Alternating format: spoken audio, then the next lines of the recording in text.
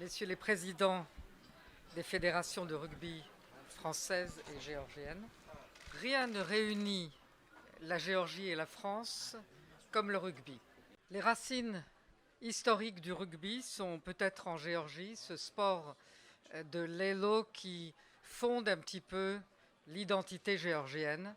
Mais le naturel, l'instinct, la spontanéité est une chose, mais le rugby géorgien ne serait pas le rugby qu'il est devenu aujourd'hui s'il n'y avait eu Claude Sorel. C'est pourquoi on a choisi cette journée symbolique. J'ai choisi cette journée symbolique pour être ici avec vous et pour vous remettre une décoration géorgienne qui est réservée à nos amis étrangers. Mais en vous remettant cette décoration, qui est la décoration de la toison d'or, cette toison que les Européens étaient venus chercher en Colchide, l'ancienne Géorgie. En vous remettant cette décoration, j'ai l'impression de la remettre à un Géorgien. Le sport qui est pratiqué de façon traditionnelle est celui qui vous permet de franchir les frontières. Il y a tout ce que vous avez apporté à la Géorgie, la technique, l'assiduité, la véritable pratique d'un sport, l'art du sport. C'est grâce à vous en sorte que le rugby géorgien a passé ses propres frontières et qu'il peut aujourd'hui, sans honte, jouer et perdre contre la France.